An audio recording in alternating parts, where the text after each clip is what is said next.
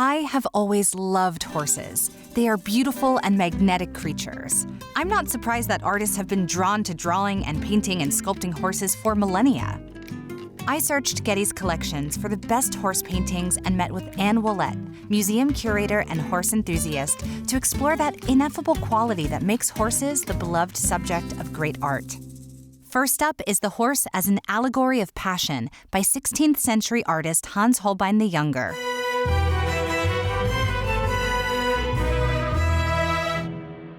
The first thing I noticed about this is everything is square or rectangle, and this frame is a diamond. Which gives you, it's like a portal. Yeah. But in Holbein's time and later, horses were a great way of expressing certain qualities of life. And in this case, Holbein's idea was to show this horse without restraint. He tried out different ideas. So if we look closely at the painting, you can see the other ideas that he had in these little light-colored areas. And another thing that we can think about is that this horse has his nose up, just a little bit out of control. There's no bridle on the horse because Holbein, we think, is looking and taking inspiration from an Italian Renaissance poem.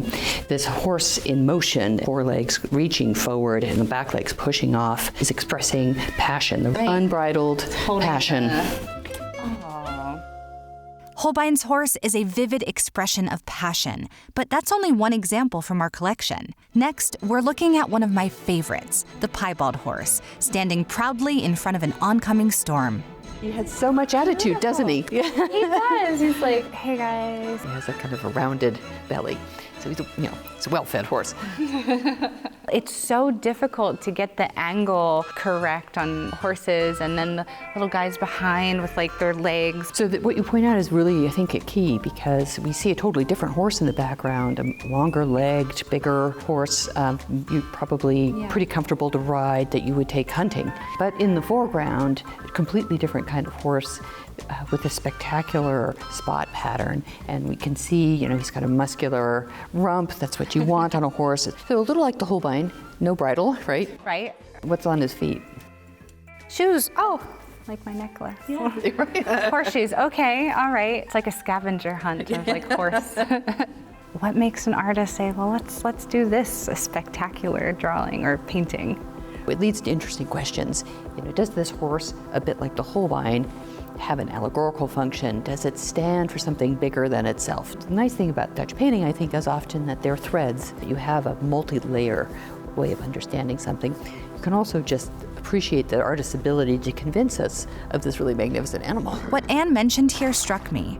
What these horses have in common so far is that they do stand for more than just themselves. The piebald horse, in its triumphant stance, conveys confidence and freedom, which, like passion, are qualities that make us feel good. We looked at two other multi-layered Dutch paintings in the same gallery, The Horse Stable and The Return from the Hunt, before moving on to our last gallery. Speaking of hunts, we have another spectacular piece. We have the ultimate hunt. A vicious boar that's set loose on the kingdom of Caledon because the king didn't honor the goddess Diana well enough. Meleager gathers his friends together. They go out to kill this boar. Rubens has arranged this almost like a relief. The way that he's painted these bodies of the horses has a lot of animation, a lot of motion to it. Look at the manes, they're like streaming, these very expressive eyes, and then there's a lot of sort of saliva. Foaming, almost, it adds up to something that really feels intense.